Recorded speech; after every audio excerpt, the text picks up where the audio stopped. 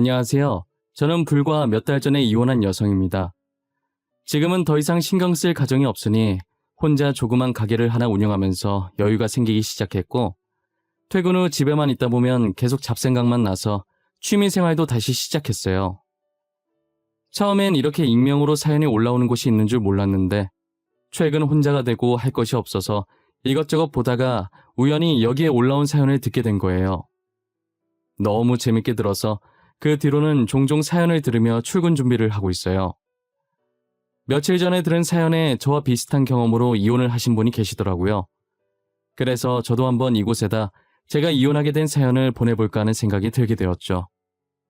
저는 남들보다 결혼을 조금 늦게 한 편에 속해요. 제가 학교를 졸업하고 친구들보다 일찍 일을 시작해서 모아둔 돈과 앞으로 벌 돈으로 혼자서 먹고 살기 충분했기 때문에 누군가를 만나서 결혼할 생각이 아예 없었거든요.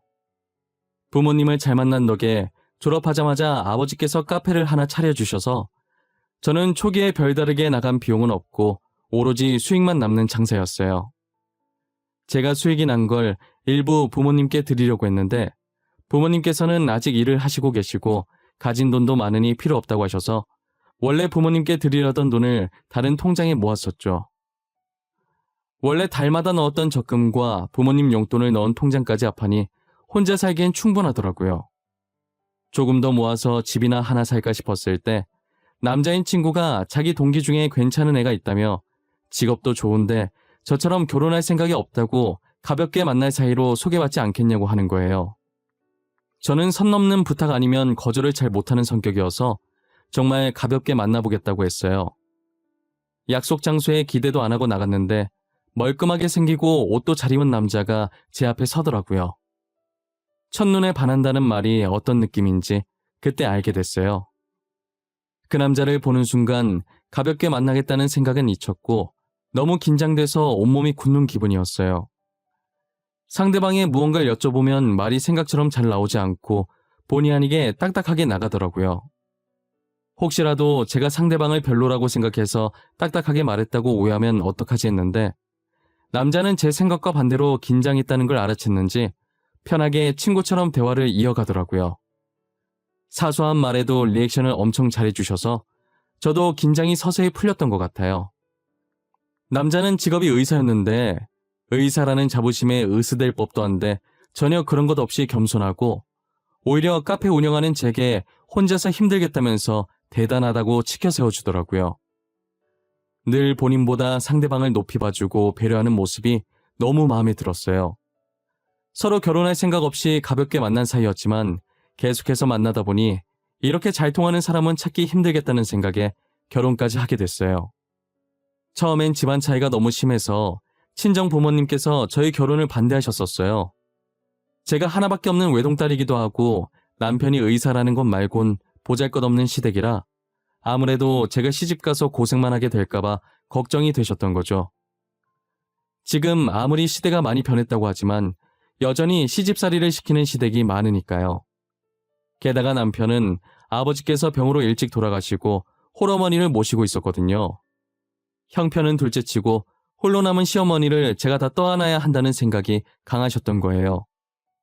저는 부모님께서 무엇을 걱정할지 잘 안다고 하지만 제 성격도 만만치 않으니 괜찮을 거라고 시댁에서 무슨 일 당하면 바로 갈라설 생각이니 걱정하지 마시라고 몇 날 며칠을 설득했어요. 제가 끈질기게 설득을 하니 자식 이기는 부모 없다고 친정 부모님께서는 제 결혼을 허락해 주셨어요. 지금 생각해보면 어른 말씀 틀린 거 없다고 부모님이 말리실 때 결혼을 하지 않았어야 했어요. 당시엔 제가 왜 그렇게까지 남편과 결혼을 하겠다고 고집을 피웠는지 모르겠어요. 부모님들을 모셔놓고 상견례를 하는데 저희 결혼 비용부터 얘기하시는 시어머니가 너무 부끄러웠어요.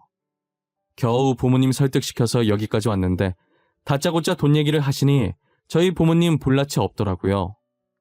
사돈, 옛날부터 결혼하면 남자 쪽에서 집을 해오는 거라고 했는데 저희가 형편이 어려워서 신혼집은 좀 힘들 것 같네요.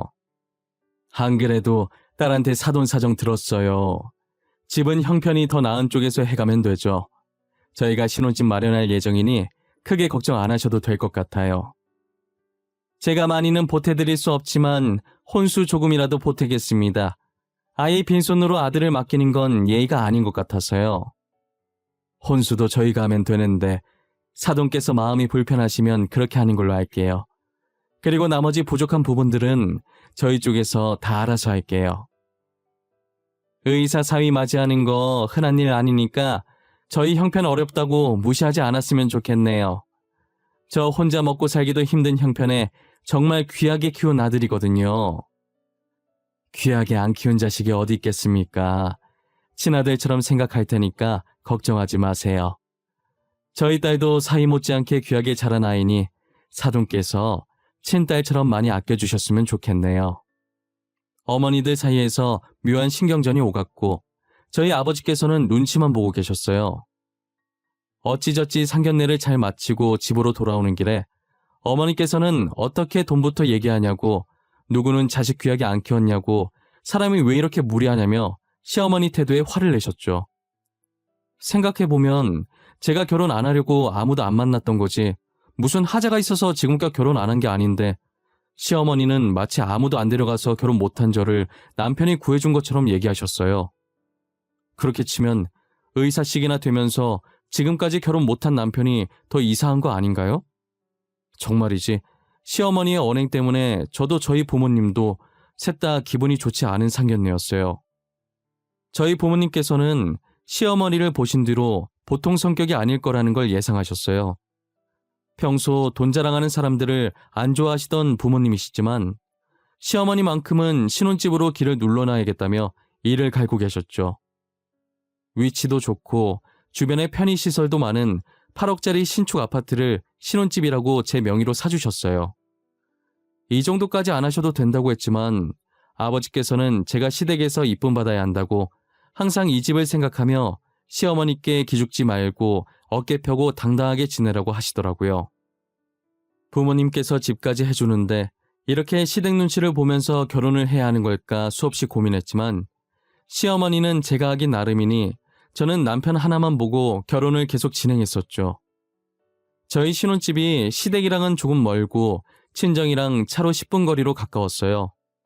아버지께서 일부러 시어머니가 저희 집에 오시지 못하게 친정과 가까운 곳에 집을 얻어다 주신 거예요. 하지만 아버지의 생각과는 다르게 시어머니께서는 신혼집을 제 집인 양 매일 같이 찾아오셨죠. 거기다 갖은 핑계를 대며 늦게까지 있다가 나중엔 집이 멀다는 핑계로 자고 갈 때가 많았어요. 시어머니를 피하려다가 졸지에 저희 집에 자고 갈 명분을 쥐어준 셈인 거죠. 일주일 중 5번을 자고 가시니 이게 분가를 한 건지 합가를 한 건지 모르겠더라고요.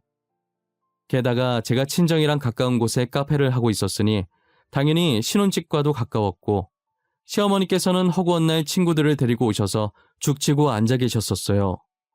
며느리 가게 도와준다고 사서 먹는 것도 아니고 며느리 가게니 편하게 와서 얻어먹으라고 하시면서 제게 친구분들을 한 분 한 분 소개해주면서 얼굴 기억해놓고 커피 달라고 하면 주라고 하시는 거예요. 힘든 형편에 늘 얻어먹던 시어머니가 잘난 며느리 내세워 돈 좀 있는 친구들 사이에서 기 좀 펴고 살고 싶어서 저러나 싶어서 하라는 대로 해드렸었어요. 그런데 한두 명도 아니고 매일같이 찾아와서 얻어먹고 다른 손님들 못 받게 하루 종일 카페에 죽치고 앉아있으니 제가 그 꼴을 보고 스트레스가 받는 거예요. 차라리 제 돈 내고 사 먹으면서 하루 종일 앉아있으면 아무 말도 안 하겠어요. 그 정도 시간이면 손님을 여럿 더 받을 수 있는데 사 먹으면서 저렇게 앉아있어도 매출에 영향 갈 판에 돈도 쥐뿔도 안 내면서 공짜 커피 한 잔씩 들고 저러고 있으니 속에서 얼마나 열불이 나겠어요. 거기다 말로는 난처한 척 시켜도 되나 하시면서 막상 고를 땐 비싼 것만 시키는 게 왜 이렇게 얄밉던지요. 저는 3달 정도 참다가 도저히 이대로는 안 될 것 같아서 남편한테 시어머니 얘기를 했어요. 그런데 제 말을 들은 남편 반응이 더 어이가 없더라고요. 여보, 어머님 좀 어떻게 해봐. 계속 친구들 모시고 카페에 오셔서는 하루 종일 있다가 가셔. 돈도 안 내시면서 점심때부터 와서 마감 전까지 있으신다니까? 지금 3달째 그래. 자제해달라고 해줘. 그래? 근데 그렇다고 어머니한테 돈 달라고 할 순 없잖아. 시어머니한테 너무 야박한 거 아니야? 당신은 우리 어머니한테 공짜로 커피도 하나 안 줘? 내가 지금 어머님한테 커피 공짜로 주는 게 싫어서 당신한테 뭐라 하는 거겠어? 친구분들 커피까지 싹 다 공짜로 달라고 하신다니까? 그게 돈이 얼마인지는 알아? 어머니가 친구들 사이에서 기준 펴고 싶나 보지. 이제껏 얻어먹기만 하셨으니까 효도한다고 생각하고 당신이 어머니 좀 이해해줘. 잘난 며느리 덕 이때 아니면 언제 보겠어? 지금 당신은 어머님 기 살리는 것만 중요해? 가게가 어떻게 되든 신경도 안 쓰는 거야? 공과 사는 구분해야 할 거 아니야. 카페는 내 일터라고. 어머님 수다 떨라고 있는 공간이 아니란 말이야. 너도 참 너다. 나이 드신 분 이해 좀 해주면 안 돼? 어머니 혼자서 얼마나 적적하시겠어. 며느리 자랑도 하고 친구랑도 놀 겸 그러시는 것 같구만. 그래서 커피값 얼만데? 내가 대신 내줄게. 저는 단지 시어머니께 카페는 제 일터니 방문 자제해줬으면 한다고 말하고 싶었던 건데 남편은 저를 한심하다는 듯 보면서 지갑 열고 얼마 주면 되냐고 하는 게 정말 기가 차더라고요. 제가 시어머니를 상대로 쪼잔하게 고작 돈 몇 푼 가지고 이렇게 하겠냐고요. 돈도 돈이지만 하루 종일 있으면서 카페 전세라도 낸 것 마냥 어찌나 시끄럽게 하던지 손님들이 깔깔거리며 떠드는 시어머니 일행을 눈살 찌푸리며 보는 게 한두 번이 아니에요. 저희 카페가 조용하고 분위기도 좋아서 주로 학생들이 과제를 하러 자주 왔었어요. 게다가 전반적인 인테리어도 이뻐서 SNS를 즐겨 하시는 분들도 간혹 찾아오긴 했었죠. 하지만 시어머니께서 친구분들을 데리고 저희 카페에 매일 오시기 시작하신 뒤부터는 자주 오셨었던 단골 손님들의 발길이 점차 줄어들더니 이젠 아예 끊겨버렸어요. 솔직히 카페에서 돗대기 시장 마냥 시끄럽게 떠드는데 누가 오고 싶어 하겠어요. 그런데 저런 걸 다 떠나서 시어머니 이해 못하는 나쁜 며느리 보듯 하는 남편한테 너무 서운했어요. 제가 이런 얘기를 한 건 남편한테 제 편을 들어서 시어머니 욕해달라는 의도가 아니잖아요. 단지 며느리가 직접 시어머니께 말하기 어려우니 아들인 남편이 대신해서 자제해달라고 말을 전해달라는 것뿐인데 그게 그렇게 나쁜 거냐고요. 남편은 제가 아무리 말해봤자 앵무새 마냥 돈 주겠다는 말만 반복하더라고요. 더 말했다간 열불나서 제 머리가 터질 것 같길래 그냥 그만하자고 했어요. 그래도 남편이 시어머니께 자제 부탁한다고 말했는지 아예 안 오시는 건 아니고 일주일에 3번 정도 친구들을 모시고 커피만 들고 나가시더라고요. 솔직한 심정으로는 아예 안 오셨으면 좋겠지만 카페에 안 앉아 계신 것만으로도 다행이다 싶었어요. 시어머니께서 커피만 들고 나가신 후부터는 석 달 전처럼 손님이 늘기 시작했어요. 새로운 단골도 생겼고 이전 단골 손님도 다시 제 카페에 오셨었죠. 그러다 몇 달 뒤 저희 집에서 시어머니랑 다 같이 저녁을 먹고 있는데 갑자기 시어머니께서 조그만 가게를 하나 운영하고 싶으시다는 거예요. 우리 형편에 이런 말 해도 될지 모르겠는데 내가 집에만 있으려니 너무 심심하더라고. 그래서 말인데 새아가처럼 조그만 가게를 하나 하면 어떨까 싶어서 말이야. 갑자기 무슨 가게? 하긴 어머니 나이면 아직은 창창하죠. 그래서 생각해둔 건 있어요? 생각해둔 거 있으시면 어머니 가게 하나 차려드리려고요. 가게를 차려드린다니? 당신 돈이 어디 있어서 가게를 차려드리겠대? 나 몰래 따로 어머니 가게 차려줄 돈까지 모으고 있었던 거야? 아니, 당신 돈이랑 내 돈이랑 합쳐서 해주면 되지. 당신 모아둔 돈 없어? 어머니 그동안 남 밑에서 일하느라 고생하셨는데 이 정도는 해드려야지. 아니 잠시만. 당신 잠깐 안방에서 나 좀 봐. 내가 돈 보탠다고 한 적도 없잖아. 왜 내 상의도 없이 당신 마음대로 덜컥 해드린다고 그래? 나는 돈 못 줘. 우리 어머니 그동안 고생만 하셨는데 그 정도도 못 해주는 거야? 그럼 어쩔 수 없이 우리 본가 팔고 가게 하나 해야겠네. 아니, 당신 키우느라 고생하신 건데 당신이 알아서 가게 차려줘야지. 그리고 시댁 팔면 어머니는 어디서 살라는 거야? 설마 우리 집에서 모시자고 하는 건 아니지? 집 팔면 당장 주무실 곳도 없는데 당연히 우리가 모셔야지. 우리 집에서 못 모실 건 뭐야? 혼자 남은 늙은이 불쌍하지도 않아? 나는 싫어. 그렇게 불쌍하면 당신이 나가서 모시고 살아. 나는 여기서 혼자 살 거니까. 나는 절대 안 된다고 했어. 어? 진짜 안 돼. 어머니 집 팔 거면 그 돈으로 둘이서 나가 살아. 저는 남편한테 시어머니를 모시는 것에 대해 완강하게 안 된다는 의사표시를 했지만 남편은 제 말을 싸그리 무시하고 시어머니의 짐을 챙겨 저희 집으로 모셨더라고요. 한두 번도 아니고 제 말을 듣는 척도 안 하고 마음대로 행동하는 남편한테 너무 화가 났어요. 이런 말은 진짜 안 하려고 했지만 돈도 쥐뿔도 없는 집만 받아줬더니 자기들 주제도 모르고 계속 저를 무시하는 태도가 정말 마음에 안 들더라고요. 거실에 쌓여있는 시어머니의 짐을 보는 순간 얼마나 짜증이 났는지 몰라요. 시댁을 팔러 간 건지 아니면 이미 팔고 가게를 계약하러 간 건지 둘은 짐만 놔두고 다시 나가더라고요. 저는 그 둘이 나간 틈을 타서 남편 짐을 미친 듯이 싸서 시어머니 짐과 함께 밖에 내놨어요. 그리고 제가 필요한 짐들만 조금 싸들고 집 비밀번호를 바꾼 뒤 친정으로 도망가 버렸어요. 카페에 찾아올까봐 한동안 개인 사정으로 문을 못 연다고 입구에 붙여놓고 출근도 하지 않았어요. 저는 남편이 다니던 병원에 합의 이혼 서류를 보냈는데 남편은 절대 이혼 안 해줄 거라고 버티더라고요. 언제까지 버티나 보자 싶어서 합의 이혼서를 하루도 빠짐없이 계속 남편 병원에 보냈어요. 남편을 소개시켜준 친구가 같은 병원에 근무 중이라 대충 상황 설명하고 남편 근황을 들어보니 자기에게 이혼 서류가 배송되면 그 자리에서 찢어버린다고 하더라고요. 그게 네가 보낸 이혼 서류였어? 난 우편 배송 오면 계속 찍길래 저주 편지라도 받는 줄 알았지. 근데 생각해보면 이혼 서류도 저주 편지만큼 두렵긴 하네. 제발 네 동기한테 이혼 서류에 도장 좀 찍어달라고 전해줘라. 하루라도 빨리 끝내고 싶으니까. 진짜 징글징글하다. 한 달이야, 한 달. 내가 진짜 미안하다. 괜히 그런 놈 소개시켜줘서는. 결혼 얘기 오가던 여자들이랑 왜 이렇게 헤어지나 했더니 다 이유가 있었구만. 뭐? 그게 무슨 말이야? 너 나한텐 결혼할 마음 없던 사람이라고 소개시켜줬잖아. 너 아는 거 있으면 다 말해라. 거짓말할 생각하지 말고. 아니 그게 나는 걔가 결혼할 마음 없는데 여자가 계속 결혼하자고 해서 헤어졌다길래 진짜 결혼할 마음 없는 애인 줄 알았지. 근데 네 말 들어보니까 그놈이 여자한테 차인 것 같네.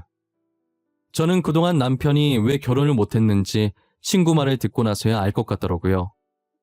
이제껏 남편은 결혼을 안 한 게 아니라 시어머니 때문에 못한 거였어요. 저희 상견례 날만 생각해봐도 그동안 어땠을지 견적이 딱 나오지 않나요? 매번 결혼하려고 할 때마다 상견례 자리에서 시어머니 태도 때문에 파혼당하고 괜히 자존심 때문에 친구들한테는 자기가 결혼 안 하고 싶어서 헤어졌다고 변명했을 게 뻔했어요. 제가 다른 여자들보다 멍청해서 남편만 보고 결혼을 결심한 것이었고요. 저는 친구 말을 들어도 친구의 탓으로 돌릴 수가 없었어요. 상견례 때 시어머니의 태도를 보고도 남편과의 결혼을 한 건 온전히 저의 선택이었으니까요. 다 제가 멍청한 탓에 일찍 눈치채지 못하고 이 사단까지 벌어지게 된 거예요. 시간을 결혼 전으로 돌리고 싶다고 해서 돌릴 수 있는 것도 아니니 어차피 이렇게 된 거 저는 하루라도 빨리 남편과 이혼하고 싶었어요. 카페는 남편과 이혼 후 어느 정도 정리가 되면 다시 열 생각이었거든요. 그런데 남편이 이혼을 안 해주는 바람에 생각보다 늦어져서 이미 지난 한 달 동안 계속 비웠고 여기서 더 지체하면 카페에 정말 큰 타격이 올 것 같아서 결국 문을 열었어요. 그래도 꽤나 많은 손님들이 들어왔고 음료를 시키시면서 저한테 기다렸다면서 무슨 일이냐고 한 달 동안 문을 안 열어서 걱정했는데 잘 해결된 거냐고 물어보시는 분이 많으시더라고요. 저는 해결되지 않았지만 마냥 가게를 비워둘 수가 없어서 열었다고 답해드렸어요. 며칠을 평화롭게 출근을 하다가 6일 정도 됐을 때쯤 평소와 다른 쎄한 기분이 들더라고요. 그날따라 괜히 출근하기 싫고 출근하면 뭔가 안 좋은 일이 있을 것만 같은 그런 기분이 있잖아요. 카페를 향하면서도 찝찝한 느낌에 다시 집으로 돌아갈까 하는 생각을 많이 했었던 것 같아요. 결국 출근을 하긴 했는데 여자의 촉은 무서운 거라고 저는 제 촉을 믿고 출근하지 말았어야 했어요. 아니, 어쩌면 출근한 덕분에 남편과 이혼할 수 있었던 것 같기도 해요. 제가 찝찝한 기분을 안고 일을 하고 있다가 3시였나 4시쯤에 무심결에 입구 쪽을 봤는데 성난 황소 마냥 콧바람을 씩씩거리며 제 쪽으로 다가오는 시어머니가 보이더라고요. 순간 시어머니를 보고 정신이 멍해져서 피할 생각도 못하고 그대로 시어머니께 머리채가 잡혔어요. 나이가 저보다 한참 많으시면서 뭘 먹고 그렇게 소나기에 힘이 센 건지 제 머리채를 잡은 채로 흔들기 시작하는데 너무 아픈 거예요. 그러더니 손님들 다 들으라는 식으로 크게 소리치더라고요. 제가 시어머니 말을 들으면서 얼마나 어이가 없었는지 몰라요. 이보세요, 동네 사람들. 인연이 글쎄 CM이랑 남편 알기를 개떡같이 알고 우리 집 다 빼놓고 지 혼자 도망가 버렸어요. 그래놓고 이렇게 태평하게 장사를 하고 있어? 제 집인데 제 허락도 없이 들이닥치고 매일같이 제 카페에 와서 민폐 끼친 게 누군데요. 그래서 제가 이혼 서류 보냈었잖아요. 이혼 도장을 한 달째 안 찍어주면서 저한테 왜 그러세요? 뭐? 저한테 왜 그러세요? 네가 지금 그걸 몰라서 물어? 네가 빈털터리로 CM이랑 남편 쫓아내놓고 그런 소리가 나와? 제가 어머님 집 팔지 말라고 말했는데 제 말 안 듣고 남편이랑 둘이서 마음대로 하셨잖아요. 저는 분명히 어머니 집 팔 거면 둘이서 나가 살라고 그이한테 얘기했다고요. 인연이 아직도 정신을 못 차리고 그래서 네가 지금 잘했다는 거냐? 어? 우리 집 우리가 마음대로 팔겠다는데 네가 뭐 보태줄 거라도 있어? 저희 집도 부모님이 사주신 거고 어머님이랑 그이가 보태준 거 하나도 없잖아요. 그래서 제 마음대로 한 게 뭐가 잘못이에요? 어머님이 해주신 혼수도 같이 놔드렸잖아요. 시어머니는 제 머리채를 잡고 흔들고 소리치고 손님들은 영상 찍고 카페는 그야말로 난장판이었어요. 여기서 저희 싸움을 말려줄 사람은 단 한 명도 없다는 걸 느꼈고 저는 카운터 쪽으로 손을 뻗었어요. 제가 혼자서 일하면서 혹시나 위험한 상황이 생기면 쓰려고 설치해놓은 긴급 호출 버튼이 있었거든요. 이렇게 쓰이게 될 줄은 몰랐지만 설치해두길 잘했다는 생각이 들었어요. 얼마 지나지 않아 경찰이 출동했고 경찰은 제 머리채를 잡고 있는 시어머니를 떼어놓으려고 했어요. 하지만 어찌나 세게 잡고 있는지 무력으로 뗐다간 제 머리카락이 남아나질 않을 것 같아서 경찰도 쉽게 시어머니를 떼어놓지 못하더라고요. 한동안은 머리채 잡힌 상태로 어정쩡하게 서 있었는데 경찰도 안 되겠다 싶었는지 계속 이러고 있으면 경찰서로 연행할 수밖에 없다고 하자 손을 놓으시더라고요. 진작에 그렇게 말하셨으면 됐을 일이었는데 제가 어이없다는 표정으로 경찰을 바라봤어요. 경찰도 미안한지 저와 눈이 마주치자 바로 눈을 피하더니 시어머니를 데리고 나가시더라고요. 저는 시어머니께서 제 시야에 사라지고 나서 부스스해진 머리를 가다듬으려고 만졌는데 탈모 걸린 사람처럼 머리카락이 우수수 떨어지는 거예요. 그냥 넘어가려고 했는데 빠진 머리카락을 보니 도저히 안 될 것 같아서 증거 사진으로 찍어뒀어요. 다행히 카페에 CCTV가 있어서 증거 영상은 따로 손님들한테 안 받아도 될 것 같았어요. 저는 시어머니의 행패를 빌미로 남편에게 이혼 소송을 걸어서 위자료를 받았고 시어머니께서는 제게 폭행한 죄로 벌금을 물고 치료비와 정신적 손해배상도 받아냈어요. 그리고 카페는 험한 꼴을 보여서 더 이상 운영하고 싶지가 않더라고요. 그래서 신혼집 판 돈으로 다른 동네에 집을 얻어서 그 근처에서 가게를 하나 차렸어요. 시댁은 가게 하나 낼 거라고 집까지 팔았는데 제게 위자료 주고 나서 돈이 없으니 가게는 물 건너갔죠. 남은 돈이 아예 없지 싶은데 과연 두 사람이 발 뻗고 살 집을 구할 수 있으려나 모르겠어요. 아마도 잘난 의사 아들내미가 어떻게든 먹여 살리겠죠. 결혼 생활하면서 그렇게 아끼던 하나밖에 없는 어머니를 굶기기라도 하겠어요? 물론 이제 저와 아무 상관없는 사람들이라 제 알 바가 아니지만요. 그들 인생은 그들이 알아서 하는 거니 더 이상 걱정 따윈 하지 않으려고요. 저는 비록 이혼녀 딱지를 달고 다니게 됐지만 그래도 이것도 경험이라고 생각해요. 비혼주의였던 제가 언제 결혼과 이혼을 경험해보겠어요. 짧은 결혼 생활이었지만 또 한 번 인생이란 게 무엇인지 배웠다고 긍정적인 마음으로 살아가려고요. 어릴 때 제가 꿈꾸던 결혼 생활은 아니었지만 그래도 이번 일로 인해서 인생이 결코 제 입맛대로 쉽게 가지 않는다는 것은 누구보다 확실히 알게 된 것 같아요. 그래서 전 남편과 전 시어머니께 고맙다고 전해드리고 싶네요. 저는 교훈을 얻고 더 열심히 이 세상을 살아가 보려고 해요. 또한 제 인생의 하락선은 여기서 끝이길 바라고요. 이런 경험은 한 번이면 좋게요. 두 번 다시는 경험해보고 싶지 않아요. 저는 이혼녀 혹은 돌싱이라고 불리긴 하지만 절대 창피하지 않아요. 제가 잘못해서 이혼을 당했다면 그때는 제 자신에게 떳떳하지 못하고 창피했을 것 같네요. 그런데 얼마 전 제가 이사간 동네를 어떻게 아셨는지 전 시어머니께서 제 가게에 찾아오셨더라고요. 그러더니 손을 올리시려고 하길래 또 머리채 잡으시려고 하는 줄 알고 제가 제 머리카락을 붙잡았어요. 전 시어머니께서는 제 행동에 움찔하시더니 제 손을 끌어와서는 꼭 잡으시더라고요. 아가, 그동안 너한테 한 행동에 대해 깊이 반성했다. 그리고 우리 아들도 반성 많이 했어. 그러니 너가 한 번만 용서해주면 안 되겠니? 우리 다시 잘해보자, 응? 이제 와서 저한테 이러셔도 소용없어요. 저 다시 잘해볼 생각 전혀 없어요. 용서는 해드릴게요. 어머님 편하시라고 용서해드리는 거 아니고 나중에 제가 후회할까봐 저 좋자고 용서하는 거예요.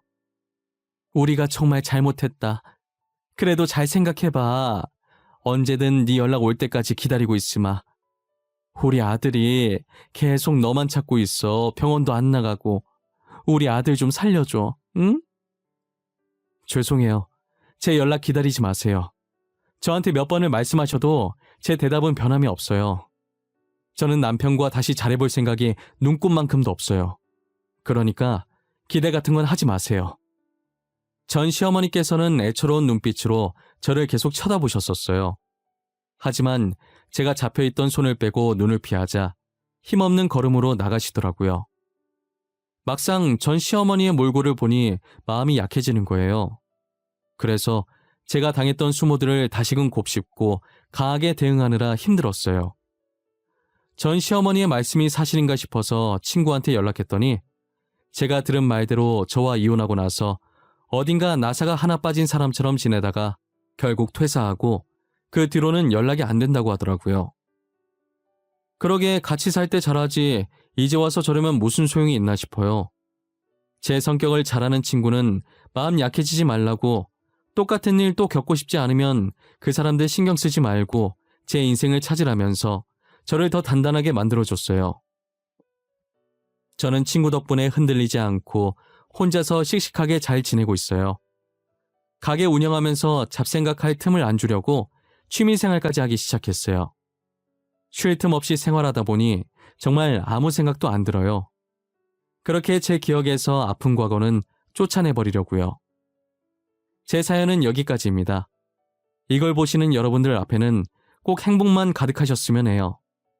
늘 건강하시고 어떤 일에도 흔들리지 않는 단단한 사람이 되시길 바랍니다.